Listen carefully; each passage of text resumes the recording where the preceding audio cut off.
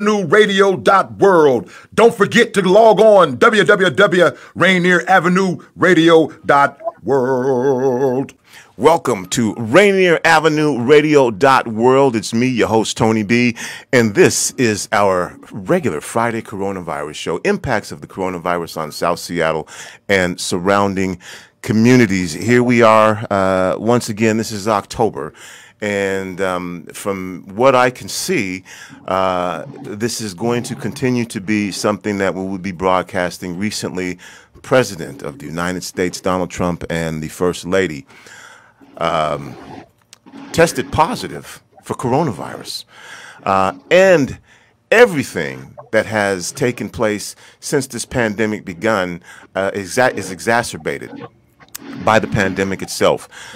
We have had civil unrest as systemic oppression has taken the spotlight from the murder of George Floyd, and everyone watching the 8 minutes and 46 seconds that a police officer put his knee on his neck.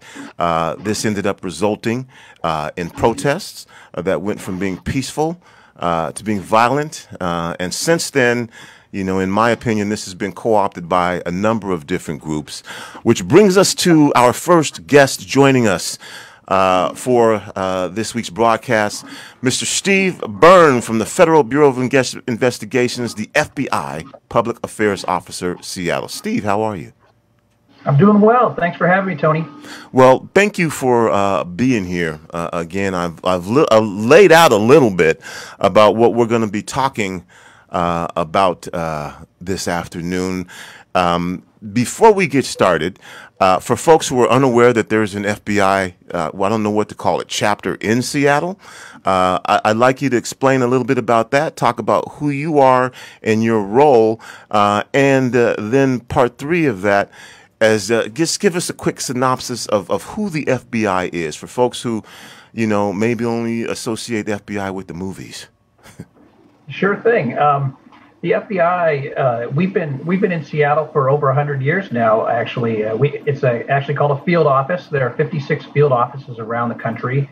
The Seattle field office covers the entire state of Washington, and we have 9 smaller offices, what they call resident agencies or RAs, in other cities around the state, but they are subordinate to Seattle.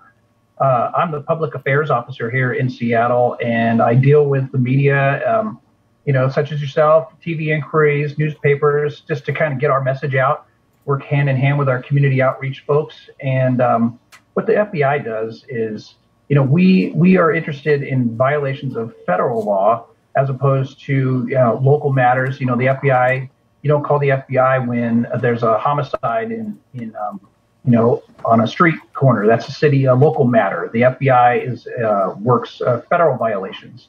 So, and there's a wide range. Congress every year gives us more things to work, or, you know, funding to do certain emphasis. You know, after 9/11, of course, you know, terrorism became a huge investigative priority for us, and remains the #1 priority of the FBI. And again, you kind of went over your role. So are you the public affairs officer for just Seattle, or all of the FBI? What did you call them? Not chapters, but the field office. Field offices. Yeah, a field office. Field offices. Yes, I am. That is my primary role. Is I deal with the media, take inquiries, and try to find answers. I also deal with, last spring, one of our cases was featured on 48 Hours from CBS, so we dealt with the CBS crew as we filmed and that kind of thing. I wasn't on camera, but I helped facilitate that with our agents that they wanted to interview. And just after the Robert Hansen episode a number of years ago, I was with the FBI at that point, and a lot of rules changed about who can interact with the public and the media, and so they started ensuring that each office had people like me. I have a partner as well, deals with the public to make sure that, you know, we've had special training and are allowed to talk on the FBI's behalf. All right, thank you. And so again, when things started happening in Seattle, following George Floyd's murder, protests, turned into looting, turned into, I guess, what would be called rioting, turned into the occupation of an area in Capitol Hill. And I'm doing this very quickly. And from there, other groups and other entities started to come in. Recently, the President of the United States did not forcefully and clearly denounce white supremacy, and folks may disagree with that. That is certainly something folks can do.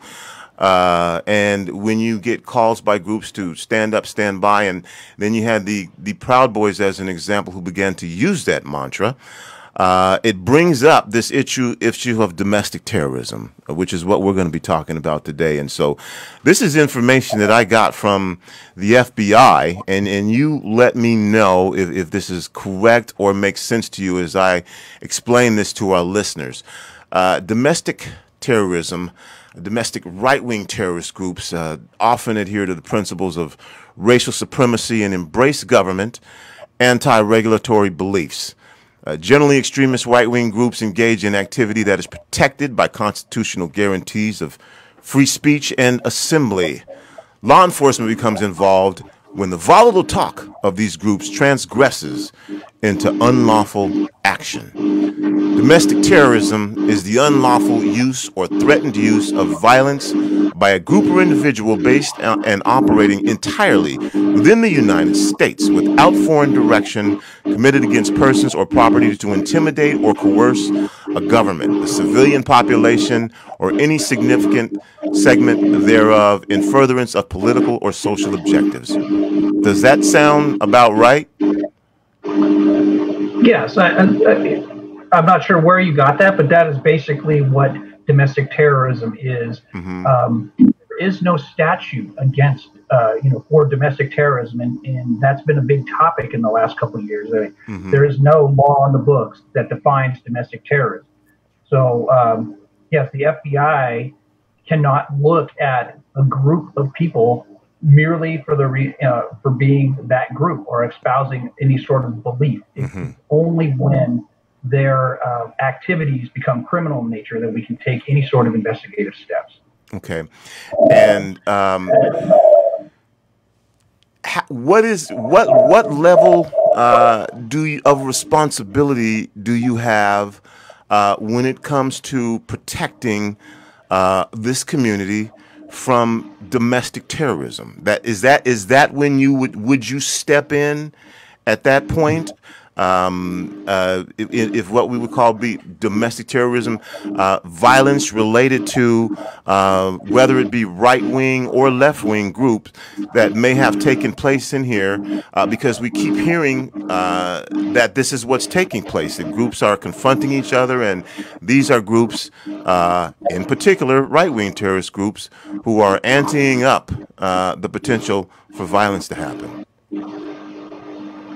So a lot of the cases that we take, almost half, I believe, in 2019 of domestic terrorism investigations come from referrals or people that are concerned, citizens or our partners that see or hear something that leads them to believe that there's going to be some sort of violent act committed by these people. Because as you mentioned in the definition you were reading me, no matter, despite if you believe that their beliefs are vile or just repulsive, that is not against the law to be a member of some group like this, just because what they believe is we don't agree with or think is horrible.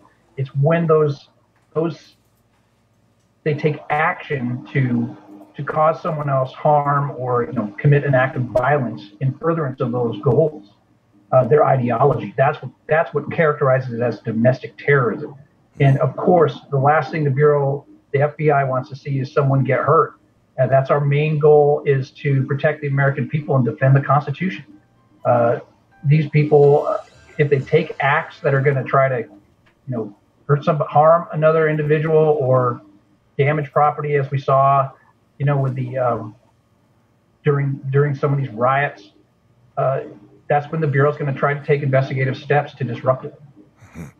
My guest again is Steve Bernd, Public Affairs Officer for the Seattle office of the Federal Bureau of Investigation. So Steve, and for people who who don't know, how you draw these lines, and say they feel like there is the potential for the threat of violence by a group or an individual. Can they contact you?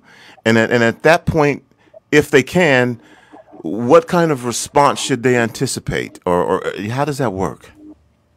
Depending on the nature of the tip or call, I mean, any person can pick up a phone and call the local field office, or they can submit tips to us online at tips.fbi.gov. And if they feel that there's something that the FBI needs to know, and depending on the nature of the tip and how much detail they give us, and if they want to be contacted, people can leave tips anonymously. They could very well get a call back from an FBI agent that is assigned to work the kind of violation that they're calling on it. Not necessarily domestic terrorism. We have people, you name it. People call for any sorts of reasons, frauds, any crime. Their next door neighbor is hurting kids, whatever it is, and they want to call us. Someone can easily pick up the phone and report that. But depending on what they give us is gonna dictate what kind of response they're gonna get. So I don't know, Steve. I mean, you know me. I just have open, honest, frank conversation. I don't know how you can respond to this, or if you can agree or disagree. But the current political climate, has intensified, for folks who are concerned about the potential of domestic terrorism, which is what I'm calling it, because that's what I see what it is. And so, again, when you have groups that are showing up, like the Proud Boys, as an example, who have the right to do that. And from my understanding, they are not the right-wing group that is of the most concern right now in regard to potentially creating violence. Does the FBI go into a more proactive role when you say, okay, this is heightened now? We're in an election season. We've had a president, who has not clearly denounced racism, but at the same time, we're a federal organization, but our job is still to, I think, protect the people. Does that happen? I mean, at this point in time, sharing this information with our listeners in Seattle right now, where it seems to us there is the increased potential for violence. Is that how the FBI looks at it as well? The FBI gets its intelligence from a variety of sources, and like I mentioned, from the public as well, but from our partners. And the more activity or potential for violence, that's coming to our attention, of course, we're going to ramp up our investigative, or just keep our ears open to what may be happening. Obviously in this season, it's a very divisive issue. It's getting a lot of press as well. And the FBI is not blind to the potential for unrest, especially in this season we're in. So the last thing we want to do is see someone get hurt, especially, by someone that if someone had told us a little bit more about them, that we could have helped, try to prevent. Mm-hmm. The ACLU identifies groups that they call domestic terror groups. There has, historically been activity by white supremacist groups in the Northwest that have committed acts of violence. Are you aware of any groups in the Pacific Northwest right now, as we are still in some instances seeing protests take place that would be considered a threat to the safety of the folks who live in this community? I can't go into specific investigations, and I wouldn't have the details of every investigation handy for me anyway that we are working. But, a recent example of something that happened in Washington State, if you remember, in February, we had an arrest of a group of individuals, the Adam Waffen group. And that is a group that, the fact that they espouse Nazi beliefs openly is not against the law, but they started taking overt actions trying to intimidate journalists and making steps to try to coerce them, which is considered violence. I don't want the public, your listeners, to think that an act of violence is just walking up and punching someone in the face. There's lots of different ways that can be considered violent activity. So I mean, that's just an example. It came to our attention, and we interdicted it. So if something like that came to our attention around the electoral process, yes, we would take a huge interest in that. In Seattle, we've been, I think, more fortunate than some of our neighbors to the south have experienced a lot more unrest down there than we have. You're listening to Rainier Avenue Radio.world. It's me, Tony B. This is our special coronavirus show that we do every Friday. The impacts of the coronavirus on South Seattle and surrounding communities. My guest is Steve Bernd, Public Affairs Officer for the Seattle Division of the Federal Bureau of Investigation, the FBI. How has the pandemic impacted the work that you do as the FBI, or has it impacted the work? It seems as though it's impacted every facet of our life. Doing the job that you do and the folks doing the roles that you do, how's that made a difference in how you do what you do? It's been a big change for, everybody, like you said, involved. The FBI is no exception. I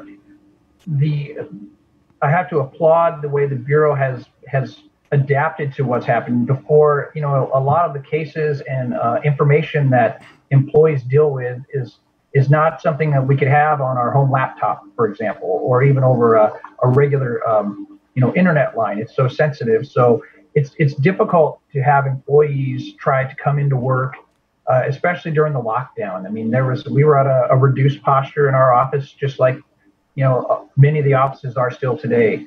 But our mission is unique in this country, and we are actually back up to 100% operational activity, but not necessarily 100% of people in the office each day. If you came to our office, you'd be required to wear a mask. I wear a mask at work. We are socially distant. We observe the rules of not gathering more than we have to, a number of people, and riding an elevator, it could just be two, that kind of thing. Hand washing stations, temperature checks, all sorts of things, just like a lot of companies. But the work of the Bureau goes on. There's still people out there committing crimes and investigations to be done, even though that we can't be as close to one another as we used to. Has this potentially impacted the safety of the public that you are here to protect? I do not think so.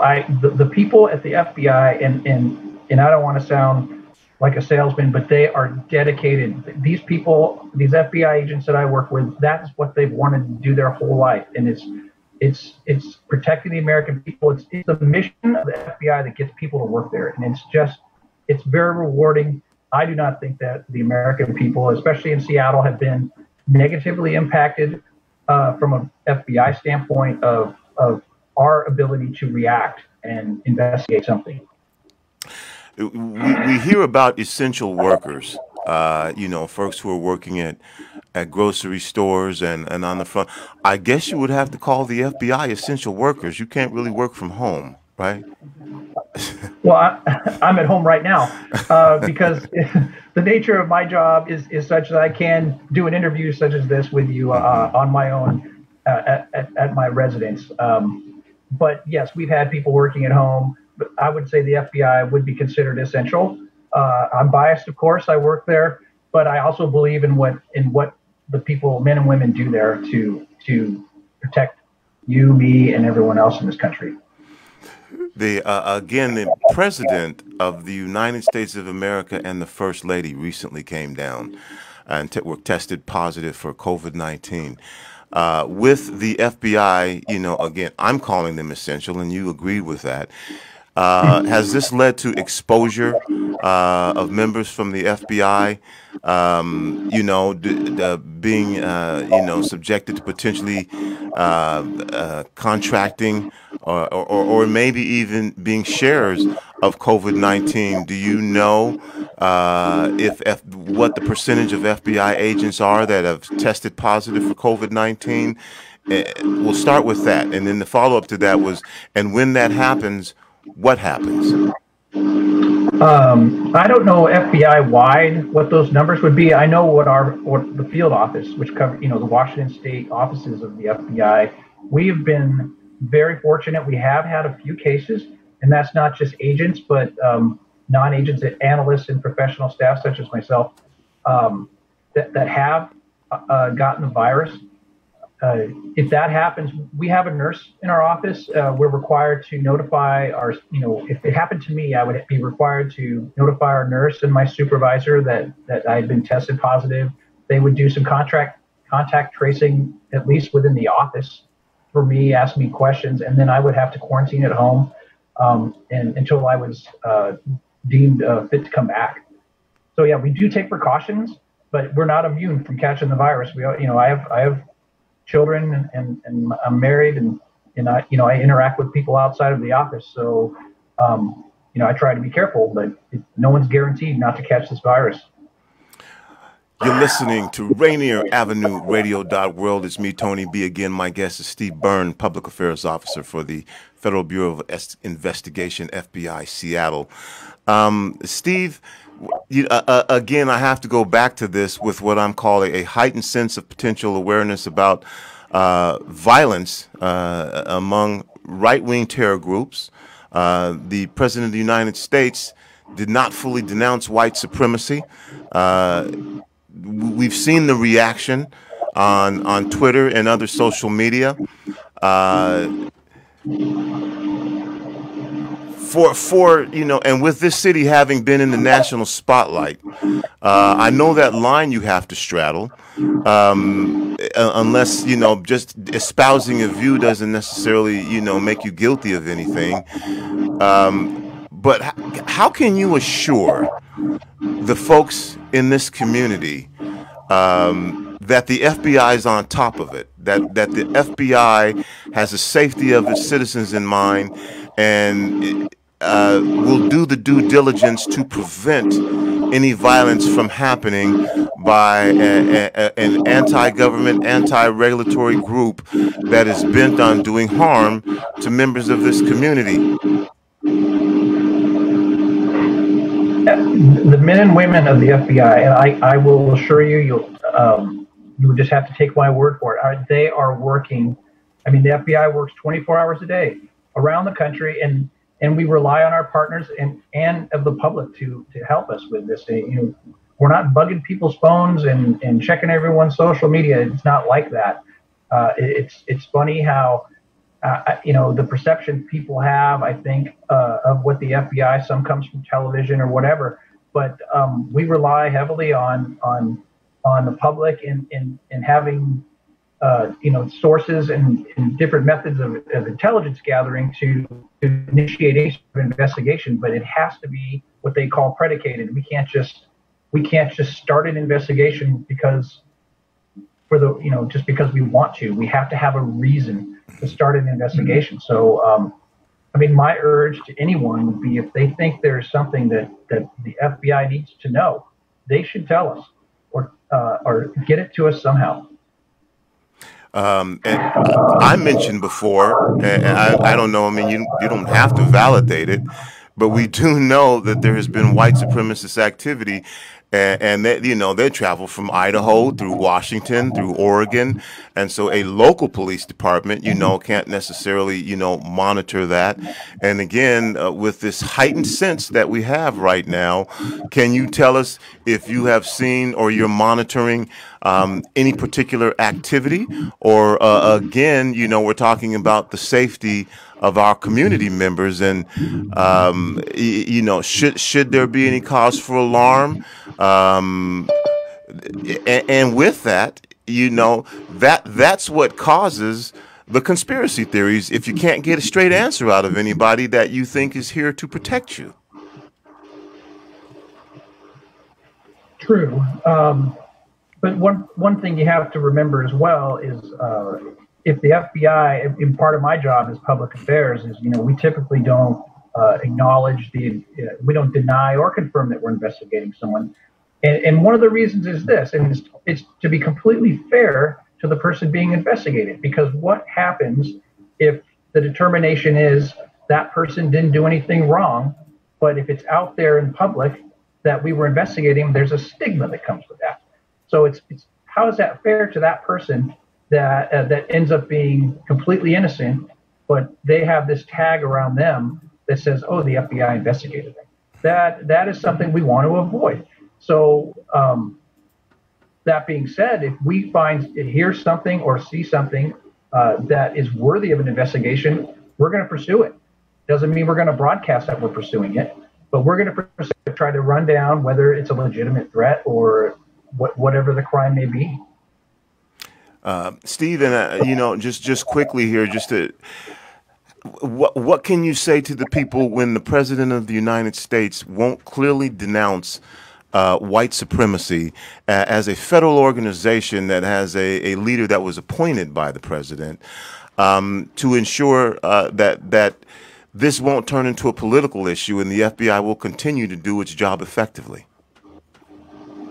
I can assure you that the FBI will do its job to protect the American people and the Constitution, no matter what political leaders say during a debate.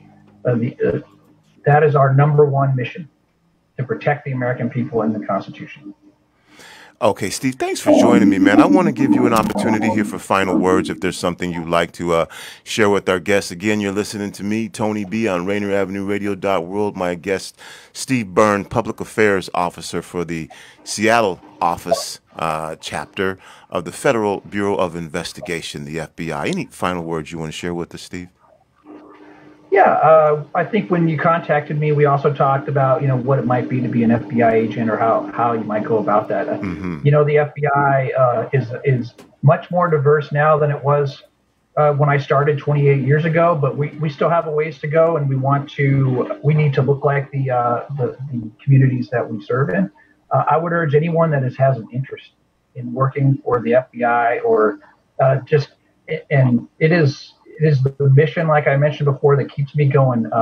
I tell people the FBI is the good guys, and we want people to believe that. And we are working for the American people. I would urge anyone, you can go to FBIjobs.gov and see what it takes to be an FBI agent, or you don't have to become an agent. I'm not an agent, and come join us. It is a rewarding career. The FBI is. I love coming to work just because of the mission and the work that we do. Steve, I wish we did talk about that a little bit more. Quickly, is there a minimum requirement that's necessary if someone is interested, in particular in these times, and saying, "Hey, I want to be part of this"? Is there a minimum requirement that folks should have, or what can someone do to be a better candidate? Well, to be an FBI agent, which is probably the more interesting or attractive job for people, you would have to be at least 23 years old, have a college degree. There's some work experience requirements. There's some drug use prohibitions.